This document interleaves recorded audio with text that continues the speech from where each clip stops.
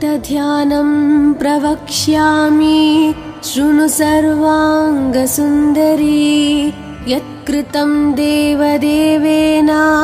ध्यानं हनुमतः प्रियम् पञ्चवक्त्रं महाभीमं त्रिपञ्चनयनैर्युतं बाहुभिर्दशभिर्युक्तं सर्वकामार्थसिद्धिदम् पूर्वं तु वानरं वक्त्रं कोटिसूर्यसमप्रभं दंष्ट्राकरालवदनं भ्रुकुटीकुटिलेक्षणम् अस्यैव दक्षिणं वक्त्रं नारसिंहं महाद्भुतम् अत्युग्रतेजवपुषं भीषणं भयनाशनम् पश्चिमं गारुडं वक्त्रं वक्रतुण्डं महाबलं सर्वनागाप्रशमनं विषभूतादिकृन्तनम् उत्तरं सौकरं वक्त्रं कृष्णं दीप्तं नभोपमं पातालसिंहवेताल ज्वररोगादिकृन्तनम् ऊर्ध्वं हयाननं घोरं दानवान्तकरं परम् येन वक्त्रेण विप्रेन्द्र तारकख्यं महासुरम् जगानसरसं तत्स्यात् सर्वशास्त्रहरं परं ध्यात्वा पञ्चमुखं रुद्रं हनुमन्तं दयानिधिम् खड्गं त्रिशूलं खट्वाङ्गं पाशाङ्कुशपर्वतं मुष्टिं कौमदकीं वृक्षं धारयन्तं कमण्डलम् बिन्दिपालं ज्ञानमुद्रां दशाभिमुनिपुङ्गवम् एतानि युधजालानि धारयन्तं भजाम्यहम् प्रीतासनोपविष्टं तं सर्वाभरणभूषितं दिव्यमाल्याम्बरधरं दिव्यगन्धानुलेपनम् सर्वाश्चर्यमयं देवं हनुमद्विश्वतोमुखं पञ्चास्यम् अच्युतम् अनेक विचित्रवर्णावक्त्रं शशाङ्कशिखरं कपिराजवर्यं पीताम्बरादिमुखतैरूपशोभिताङ्गम् पिङ्गाक्षम् आद्यम् अनिशं मनसा स्मरामि मर्कतीशं महोत्साहं सर्वाश्रुहरं परं शत्रुसंहार मां रक्ष श्रीमन्नापडनुद्धर ॐ हरिमरकटमरकटमन्त्रमिदं परिलिख्यति लिख्यति वामतले यदि नश्यति नश्यति शत्रुकलां यदि मुञ्चति मुञ्चति वामलता इदं कवचं पठित्वात् महाकवच पठे नरः एकवारं जपे स्तोत्रं सर्वशत्रुनिवारणम् द्विवारं तु पठे नित्यं पुत्रपौत्राप्रवर्धनम् त्रिवारं च पठे नित्यं सर्वसमाप्तकरं शुभम् चतुर्वारं पठे नित्यं सर्वरोगनिवारणम् पञ्चवारं पठे नित्यं सर्वलोकवशङ्करम् षड्वारं च पठे नित्यं सर्वदेवावशङ्करम् सप्तवारं पठे नित्यं सर्वसौभाग्यदायकम् अष्टवारं पठे नित्यं मिष्टकामार्थसिद्धिदं नववारं पठे नित्यं राजभोगमवाप्युनात् दशवारं पठे नित्यं त्रैलोक्यज्ञानदर्शनं रुद्रावृत्तिं पठे नित्यं सर्वसिद्धिर्भवेर्ध्रुवम् कवचस्मतरणेनैव महाबलमवाप्नुयात् सुदर्शनसंहितायां श्रीरामचन्द्रसीताप्रोक्तं श्रीपञ्चमुखहनुमत्कवचं सम्पूर्णम् अथ ध्यानं प्रवक्ष्यामि शृणु सर्वाङ्गसुन्दरी यत्कृतं देवदेवेन ध्यानं हनुमतः प्रियं पञ्चवक्त्रं महाभीमं त्रिपञ्चनयनैर्युतं बाहुभिर्दशभिर्युक्तं सर्वकामार्थसिद्धिदम् पूर्वं तु वानरं वक्त्रं कोटिसूर्यसमप्रभं दंष्ट्राकरालवदनं भ्रुकुटीकुटिलेक्षणम् अस्यैव दक्षिणं वक्त्रं नारसिंहं महाद्भुतम् अत्युग्रतेजवपुषं भीषणं भयनाशनम् पश्चिमं गारुडं वक्त्रं वक्रतुण्डं महाबलं सर्वनागाप्रशमनं विषभूतादिकृन्तनम् उत्तरं सौकरं वक्त्रं कृष्णं दीप्तं नभोपमं पातालसिंहवेताल ज्वररोगादिकृन्तनम् ऊर्ध्वं हयाननं घोरं दानवान्तकरं परं येन वक्त्रेण विप्रेन्द्र तारकख्यं महासुरं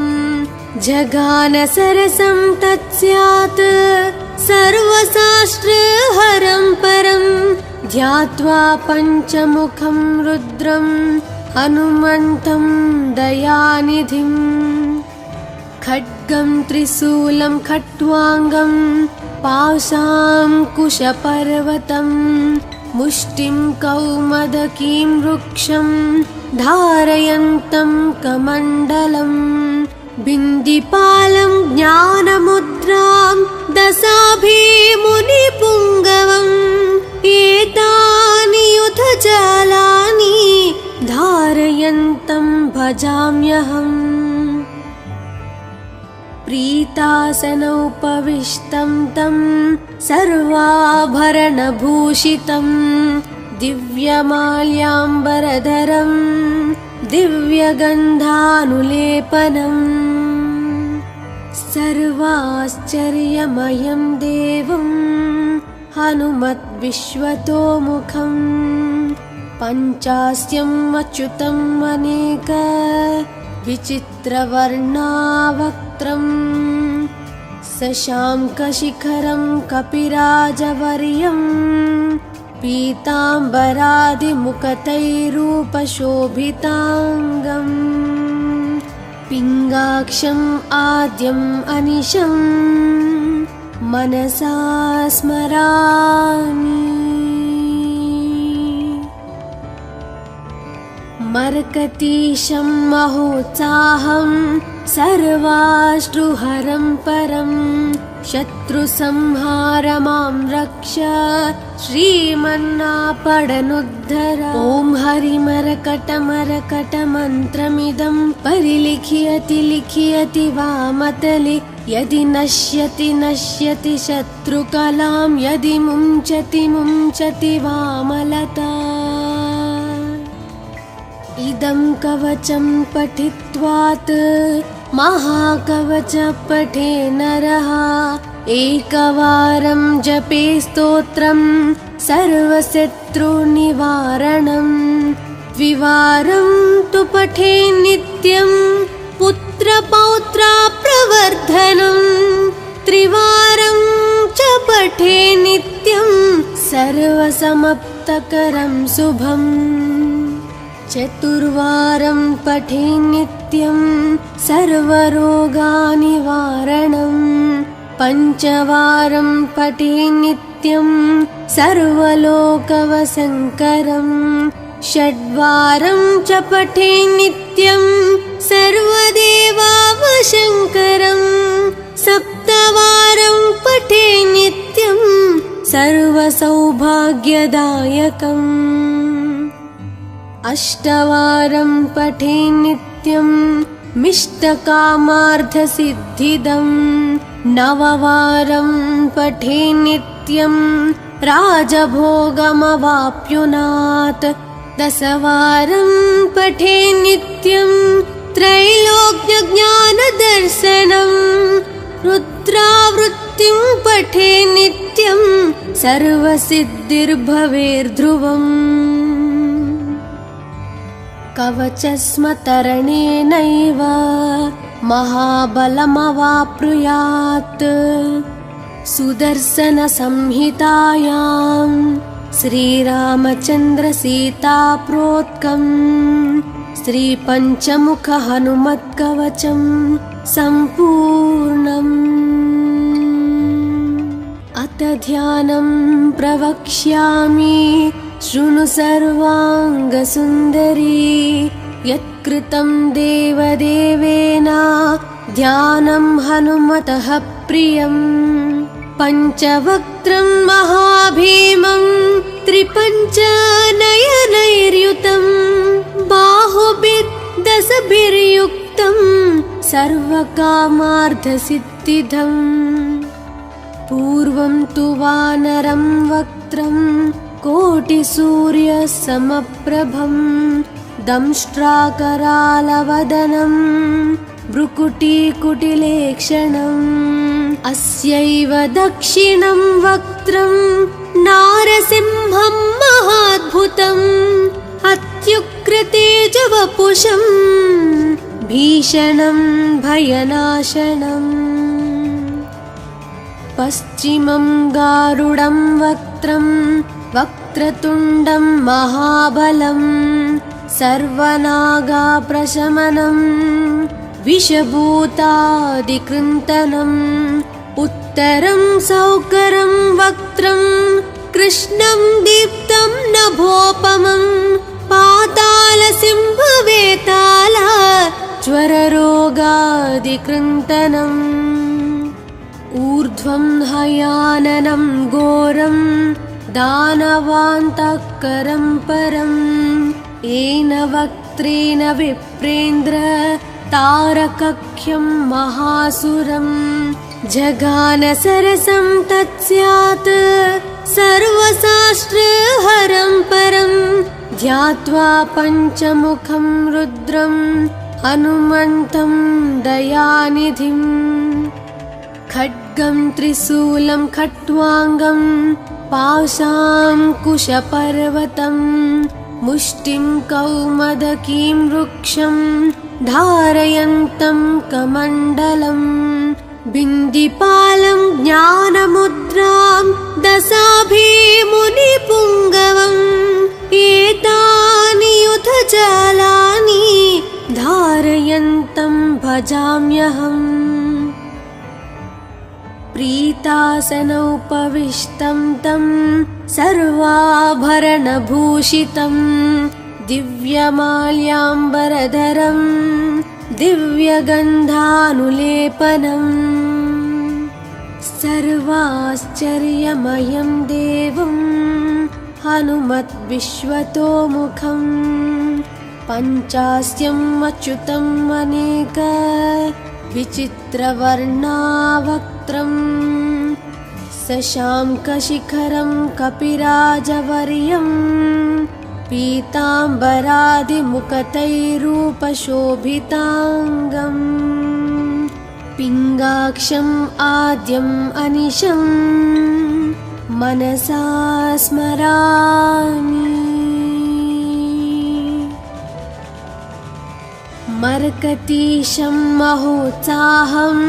सर्वाश्रुहरं परं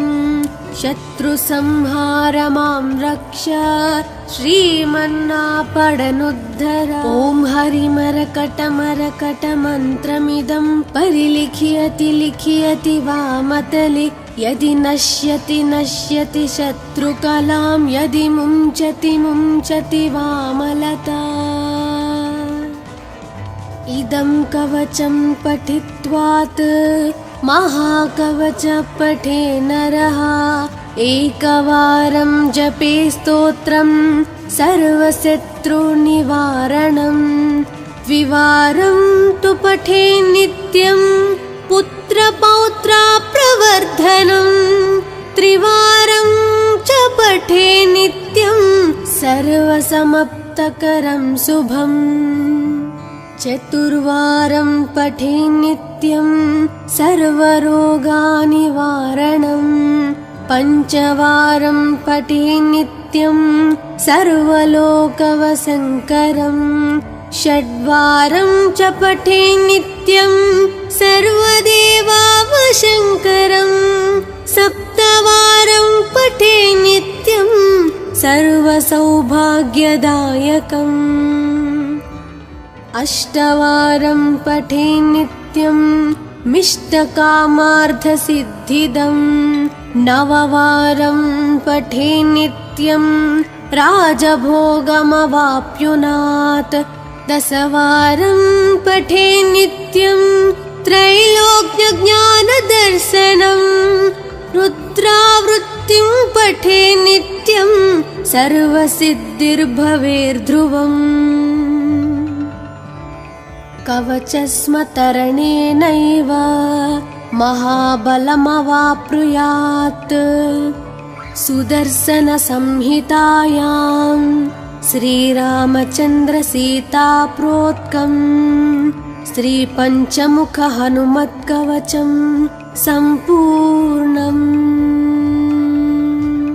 अथ ध्यानं प्रवक्ष्यामि शृणु सर्वाङ्गसुन्दरी यत्कृतं देवदेवेन ध्यानं हनुमतः प्रियं पञ्चवक्त्रं महाभीमं त्रिपञ्चनयनैर्युतं बाहुभिर्दशभिर्युक्तं सर्वकामार्थसिद्धिदम् पूर्वं तु वानरं वक्त्रं कोटिसूर्यसमप्रभं दंष्ट्राकरालवदनं भ्रुकुटीकुटिलेक्षणम् अस्यैव दक्षिणं वक्त्रं नारसिंहं महाद्भुतम् अत्युग्रतेजवपुषं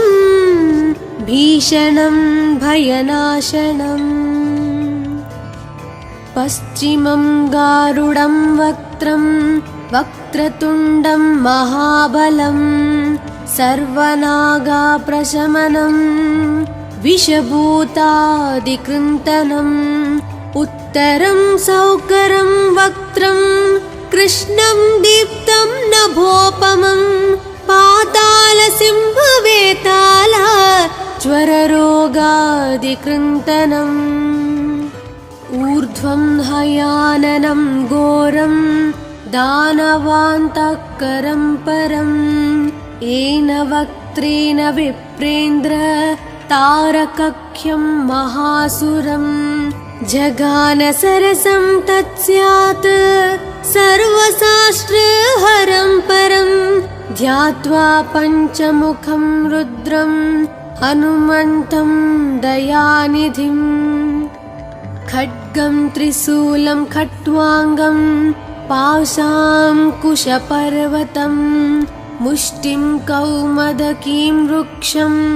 धारयन्तं कमण्डलं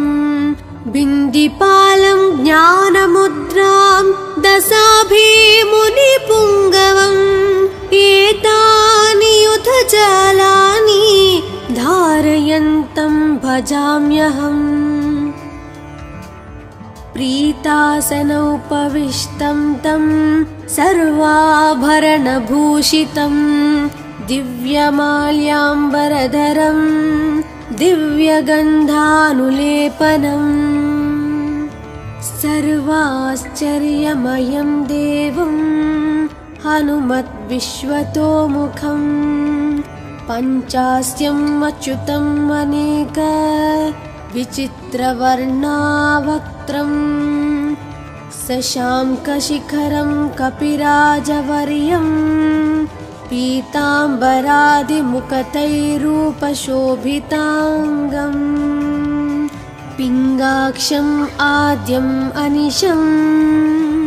मनसा स्मरामि।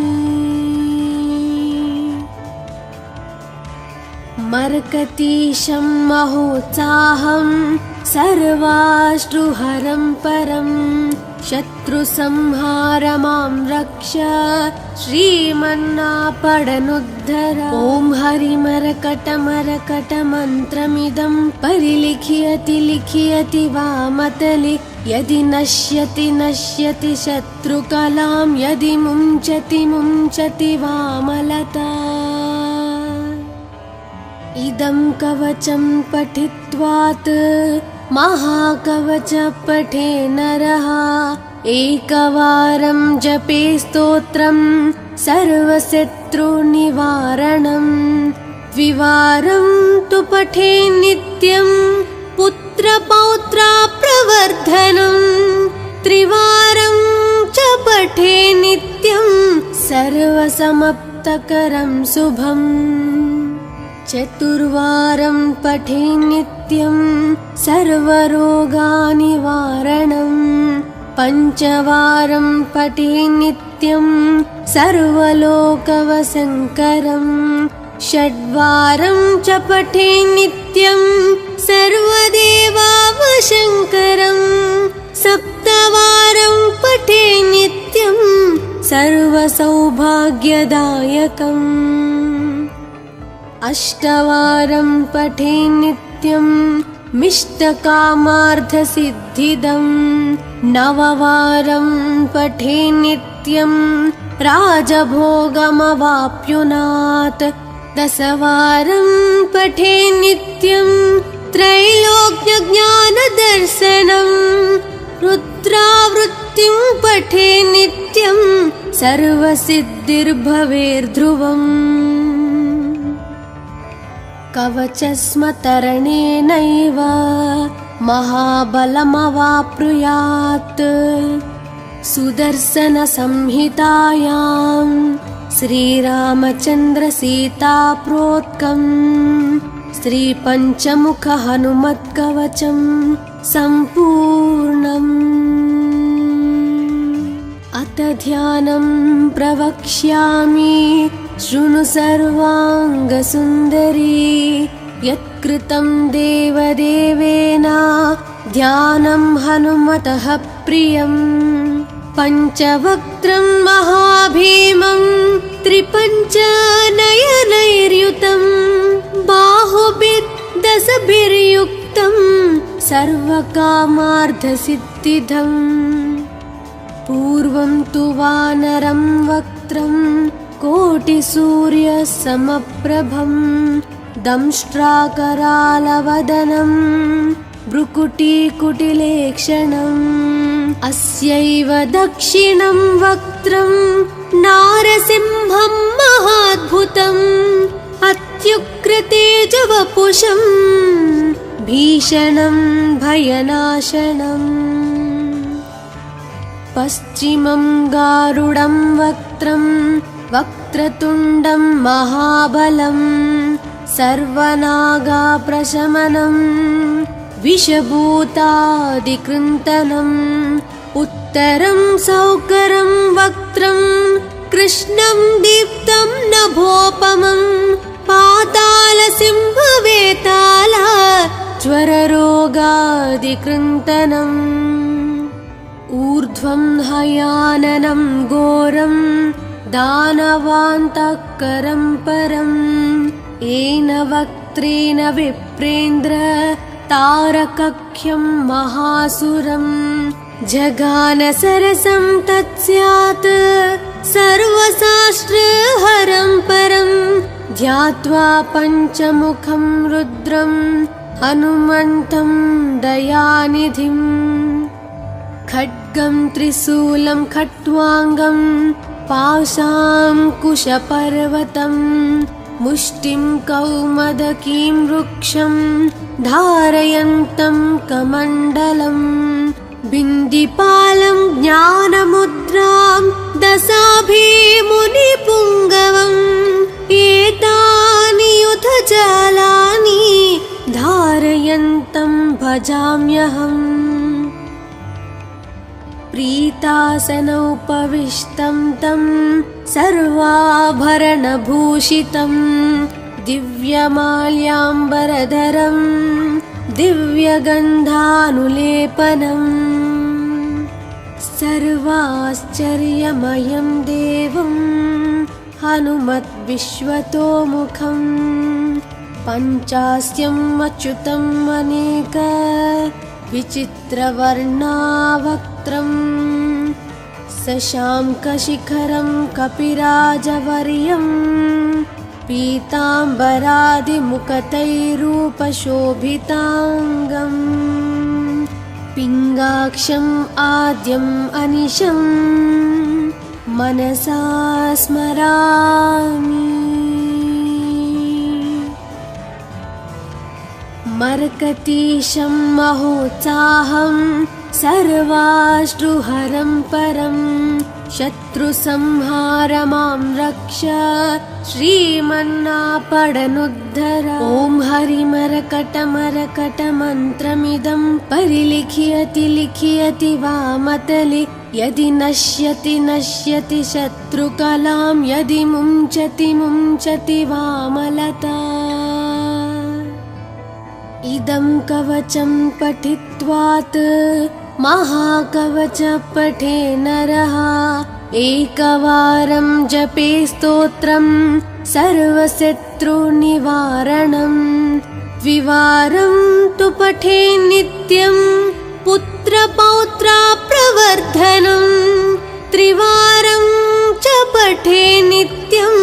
सर्वसमाप्तकरं शुभम् चतुर्वारं पठे नित्यं सर्वरोगनिवारणं पञ्चवारं पठे नित्यं सर्वलोकवशङ्करं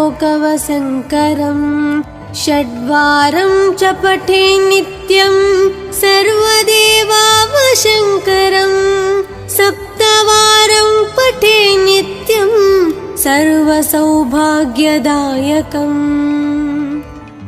अष्टवारं पठे नित्यं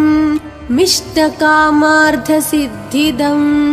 नववारं पठे नित्यं राजभोगमवाप्नुयात् दशवारं पठे नित्यं त्रैलोक्यज्ञानदर्शनं रुद्रावृत्तिं पठे नित्यं सर्वसिद्धिर्भवेर्ध्रुवम् कवचस्मतरणेनैव महाबलमवाप्नुयात् सुदर्शनसंहितायां